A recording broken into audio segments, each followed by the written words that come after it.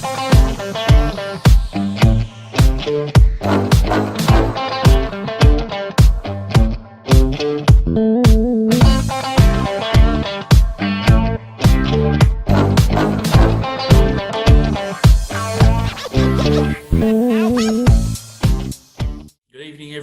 you for joining us. My name's Bradley Shaw.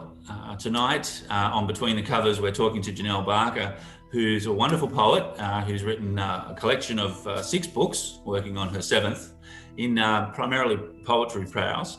Now, the other thing to be aware of too for the audience is just that Janelle is also remote, so some of her answers may be delayed due to internet connection, so I apologise for that, but bear with us, yeah, we'll get to all the great stuff that Janelle has to share with us. So good evening, Janelle, welcome. Thank you, how are you? I'm very good, and you look lovely. Thank you so much. You're welcome. Thank you for having me. Pleasure. So I'd like to ask you about your books. Please tell us about your poetry. Tell us what made you want to write these collections, these wonderful collections. Well, I have Emotives book 1 and book 2. What makes me write is I don't really have a voice in public. I'm the quiet, shy type. But when I see things happening around the world or in people's lives or whatnot, I feel I can put my thoughts onto paper and say what I want to say in poetry and get my voice across, but in words rather than in a social setting, if that makes any sense. It does. Did you have any sorry. Yeah. No, sorry. Yeah. So did you have any like reason for picking poetry, or did you find it more of that shorter styled concise sort of expression easier and quicker to give that sort of immediate emotion, or have you looked at developing into short stories or other forms of writing as well, or? Surprisingly, it's come naturally to me. It's not even something I think about, it's just there. And it just makes sense for me to write poetry, not in the greeting cards poetry type sense, but more of a story-based poetry about experiences and events. So having saying that, I have four poetry books published now, total, and I am challenging myself to write fiction thriller, crime thriller. So exciting. Yeah, it's really good. Yeah, wow. It is exciting. Yeah, it is. I look forward to it. I'm really proud of it, actually, the first book, and I'm working on the second, and wow, you've done yeah. Awesome. So no, that's great. So when you say it's a descriptive, it's kind of like you tell stories about sorry, my video turned off. It's about stories that you tell in your poems. So they're not just expressive of emotions and such, but you're describing a situation, experience. I notice in a lot of situations, like you've got Far Lap, the Australian Outback, you've got characters or people you've met, family you've loved. So you're a very eclectic styling in your prose of poems. Yes, very much so. Were they inspired by anyone? Sorry? Were they inspired by anyone in particular, like anyone in your life to express poems? Did someone say to you, a family member perhaps say to you, you should write more, or how did you suddenly become? No, just I was at a crossroads in my life and didn't know what to do for work, and I remembered I had an old diary from the 1980s with some writing in it, and I had a look at it and added some more poetry to it, and submitted it to Shoreline to see if it was worthy of publication, and apparently it is and was. And as they say, the rest is history. No. So that was your first endeavor into publishing and also the full sort of writing. Yeah, experience. Absolutely. Wow. Yeah. So did you find that difficult? Did you find that transition from just writing your thoughts and not really caring about who reads them or how they're read, and then stepping into the realm of becoming putting it out there, so to speak? Yeah, no, I'll tell you, I've gone blank. That's okay. No, not difficult at all. Bloody hell, what was the question? I was just saying, was it daunting or challenging for you to step? Oh, yes, no, not at all. To putting it out there? No, not at all. Because I'm a first-time author, I didn't expect to be accepted to be able to publish a first book. So had I been knocked back, I was prepared for that anyway. So at least I know that I had given it a go if I was to be rejected, and that's something to be proud of in general, just giving it a go. Absolutely. So, but I wasn't rejected. My writing wasn't rejected, and I've moved forward, and I've succeeded way beyond my dreams. Beyond my dreams. Yeah. And look at you now, like seeing you blossom as into these volumes of books and words. Which is a great milestone achievement for you. You should be so proud of yourself. They're wonderful books. Yeah. But tell me, do you have any? Have you learned anything about the common traps for being an inspiring writer? I mean, you've obviously taken the journey. What have you found, challenging about the process, about writing?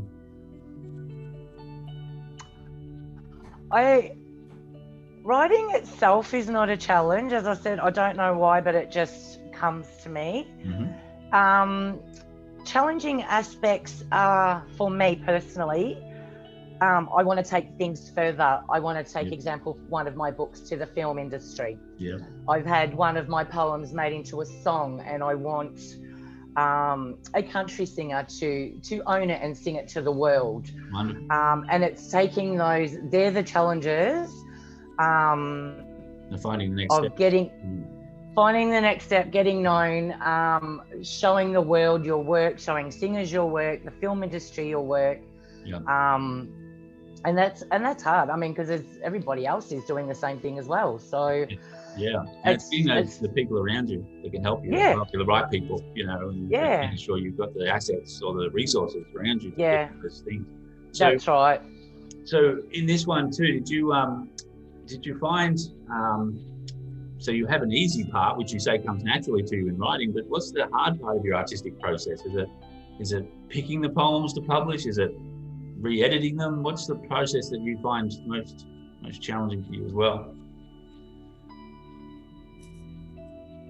Or you might find challenging for me is I'm not afraid of what I've written. Whether I've hurt someone's feelings or not, because they're quite blunt, and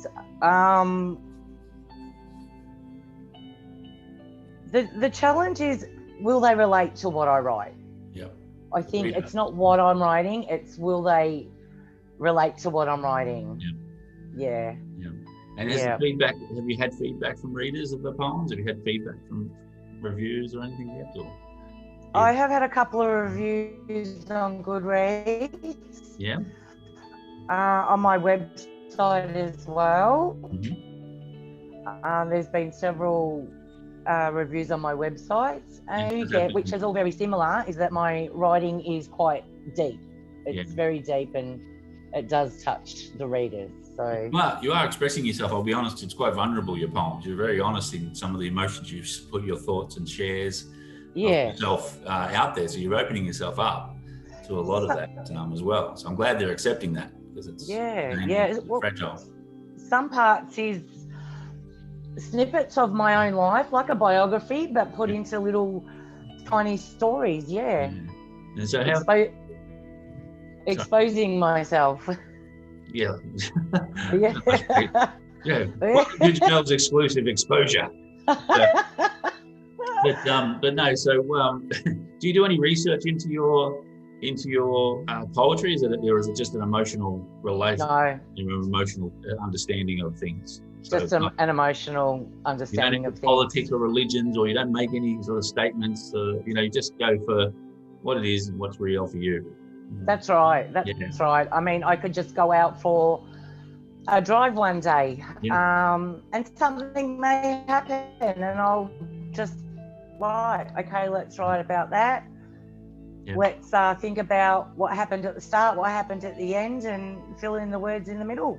Oh, it is. So it's just something as simple as that, leaving the house. Yeah. And it's and everybody experiences something from the moment they wake up. Yeah.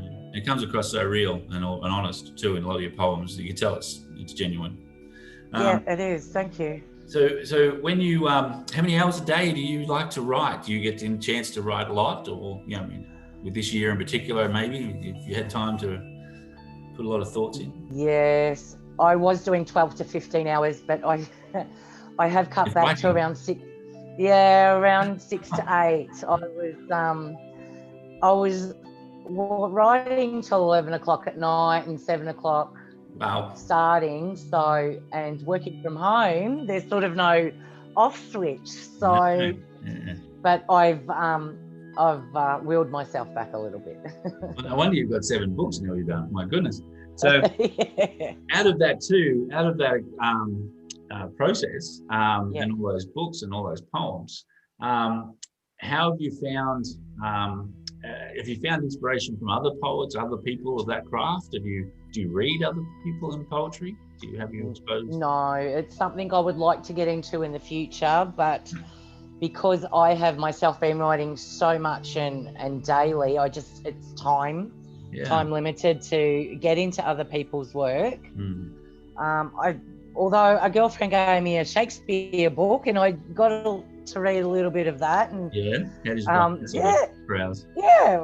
interesting. Yeah. So, but I do follow a couple of poets on Goodreads and other social media sites. Good. But do you find a lot of support from your family as you now moving into obviously a desire to build a career as a writer? Is that something? Do they support that idea? Absolutely, yeah. They absolutely support it. Very proud, and they do what they can to have my back and their bragging rights. Dad's like, oh, her brain, she must have my brain, and Mum's like, yeah, whatever. So out of that too, like for you, if I can ask, do you have a favourite poem, or maybe a couple of favourites? But do you have one that stands out for you as one you're really proud of as a poem you've published? In Emotives too. In Emotives too, if you like, or any of in Emotives too. Yeah, the one about my kids is pretty close to my heart, but I also like the New Zealand volcanoes. Yep. Because that was quite, it was nearly 12 months ago now, but it's still quite fresh for the people that lived through it, and we're their neighbours, and that's sort of pretty close to us too. So absolutely. There's many that I like, actually. Well, I can imagine. The Backpack Murders. I can't say I relate to that, but that one's not from personal experience. No, but it's, I don't know. I watch all the episodes on Ivan Milat and so forth, and everyone Australia-wide, worldwide knows about it. Yeah. So that just triggers high interest. Yeah. It's for me, and once again, my heart goes out to the families. Of course. Yeah. So on average, how long did it take you to write a book? Like now that you've got 7, and let's see, we published Emotive 1. I think we published that. We were going to publish it. We did in March this year.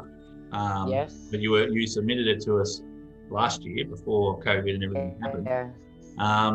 So we had So that's only really just about 2 years you've been writing. Would that be right? Correct. Yeah. Yeah. Yeah, be right. Are you just under 2 years? Yeah. So writing 10 hours to 15 hours a day. I mean, obviously you pumped out 7 books plus maybe even some thriller novels as well, or some new novels. Yeah. So you're getting a lot of work done. I am getting a lot of work done, but sometimes it's hard for me to stop. Yes, of course. If you've got you've got the assets and the time, you've got the family support. That's right. And that's a big asset. That's the biggest thing that most writers ever in general will say. I don't have the time. I've got so many family commitments. I don't have this, I don't have that. Yeah. You've got such a clear access that you're really indulging and enjoying that privilege. I am. Which is great. Yeah. Which is great. I'm envious. I think most of us are, because we all would love to be able to write 10 hours a day if that was all we could do, and then really enjoy it, develop our crafts like you're doing it. So when did you realize that you wanted to write? You said you had a diary from school, but then you had a break, obviously. So you had years where you didn't pick up a pen or pencil? A 30-year break. A 30-year break? Was it something inside you always thinking, I'm going to do it, or was it just something one day? What happened with that story? No. After I did the poems when I was younger, and I think I hit my early 20s or late teens, and boys came into the scene, and then babies come into the scene, and then life intervened, and I didn't even think twice about the diary. So I'd pretty much forgotten about it, and every now and then when I shifted house, it would pop up, and I would have a look, and then I would just put it away and didn't think twice about it. Yeah, not at all. Until June 2019. I just thought, give it a crack. It's either going to work or it's not. So, and is it become what you envisaged or hoped? Is it what you wanted it to be? It is. It is. I'm at the beginning of it all. So I understand that the publishing industry is quite slow in the writing industry. So, but in such a short time, I have progressed via social media. Absolutely. Promoting, marketing, and I have come further than what I expected at this point. So, which is a good headway. No, I'm so impressed, and I'm so happy for you. I am. I'm really impressed at what you've taken on. And I remember the nervous, quiet little girl that I spoke to in the first book, and then all of a sudden now she's got 7 books up her sleeve. It's so impressive. It's real. What do you do when you're not writing? Now, given you're writing so much, how much time do you have with the family and with things? I know with COVID, the situation's been very difficult. I know so many families over the border is away from you, so that's obviously allowed you to have that time. But what would you normally do if we didn't have COVID? What would you do with writing and your life? What do you do? Well, writing I keep to Monday to Friday. Weekends for family. Always have been, always will be. That's my number one rule. Good. And when I am with family, we camp, we fish, we boat, we ski on the back of the boat, on the river. We camp every Saturday night. Like, we're all set up. We're ready to go. It's permanent. So basically, you create more poems ready to write. Well, one time I went camping and I think I filled half a book. So after I come back from a 3-day trip. So it was really good because I just had serenity and when your mind's clear, it's a great thing. Awesome. Well, one thing I want to ask about you, when you were younger, what did you want to do? Like when you were a young girl in school and you thought, what am I going to do for my life? What was it that you had in your mind? I think I said this in video 1, but backup dancer. I love to dance. Excuse me. Yes, I love dancing. I love it. I'm not great at it anymore, but a couple of drinks and I think I am. That's right. Most people do, yeah. I'm John Travolta when I'm really drunk. Yeah. So if somebody asked you, an up and coming writer asked you, what advice would you offer someone about writing? I would, the advice I would offer them would be to follow your heart, follow your instincts, write without editing. Mm-hmm. Write what you feel straight. Yeah. Don't take any shortcuts or hold back because you think someone might not like what you've written. Write what you want to write, and people will like it or they won't. It's black and white. Yeah. Good. And do it. And if it doesn't succeed, well, good luck to you for trying. Awesome. And if it goes forward, then congratulations to you. But do it so you have no regrets. Yeah. Just keep writing. Yeah. Keep writing. Absolutely. Keep writing. Yeah, it'll be the right thing. Tell us the plans for your future books. What is Janelle Barker coming for us in more forms for everybody to enjoy? I am starting another non-fiction, book 2. Yeah. Sorry, let me start again. I have done a book based on true ghost stories. Oh, wow. And I would like to do book 2 on that because the first one's gone really well. I researched people all over the world and they were more than happy to participate and submit their stories. So book 2 on that would be good. Awesome. I'm also working on a fiction thriller. I've just begun a couple of weeks ago. And I'd like to in a couple of weeks. Yeah. No, I don't think I will because the sun's a bit more now, so I'm a little bit more outdoors. But yeah, I know. Just with this nice. writing day, it's like wow. Yeah. So I'm going to continue with thriller and see if I can keep that momentum up. Yeah. No, that's great, and it's great that. Are you finding it challenging to write a different genre from poetry to a full sort of narrative book? Yes. I have to think. Yeah, it does take a lot more work. I absolutely love my horror films and crime and murder and I've been watching them since 13 years old. So there's a lot of thoughts going around in my head from all different scenes and. Well, I do look forward to reading that. It sounds like it has a lot of personality just as a book for itself. Yeah. So, what do you say if you had anything? What would you say is your, I guess, writing quirk? Some writers wear socks. Some writers drink from a curtain coffee cup. Some writers have to sit at their desk a certain way. So, what would you say is your writing quirk if you had a little bit of a personal, thing that you do? Oh, did I just snort? You just snorted. I have to have Dr. Phil on. That's the most big quirk I've ever heard. Is he in reruns? Is he still going? Yes, he is still going. Still alive. Oh my gosh. He keeps me going, Dr. Phil. At midday, I'm at my desk and my tally is right beside my desk. Oh my goodness. So I know when he's coming up and get my coffee ready and. Oh gosh. And he depressed me. Yeah. I'm writing, but I'm listening to Dr. Phil. Well, there you go. Well, you win the prize of the most unique quirk I think I've heard in a long time. Wow. And here I was thinking it was just me wearing coffee slippers. Hence why I snorted. Well, so what would your perception for you, given so much effort and work that you've generated for the last few years, what for you do you recognize as a successful, as a literary success, like being a successful writer? What does that encompass for you? What does that mean to you? What it means to me.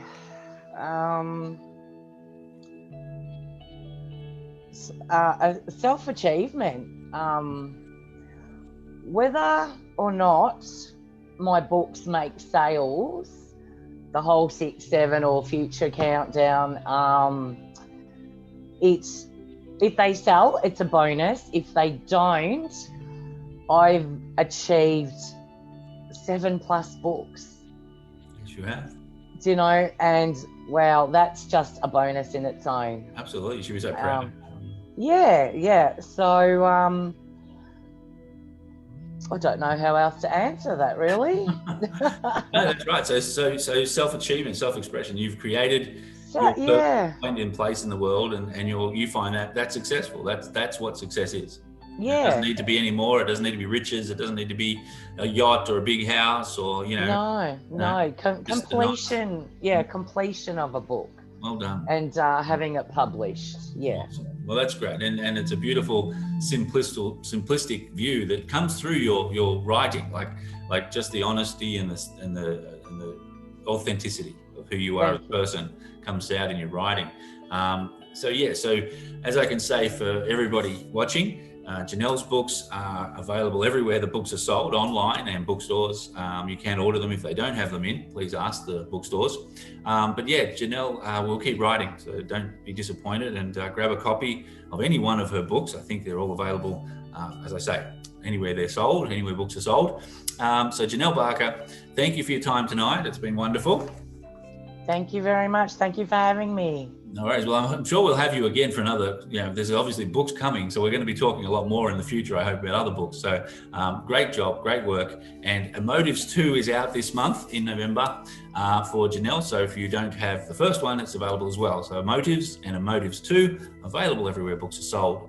Thank you for everyone for watching. And we look forward to bigger and better things coming in the future from Janelle. Thank you again. Absolutely. Now.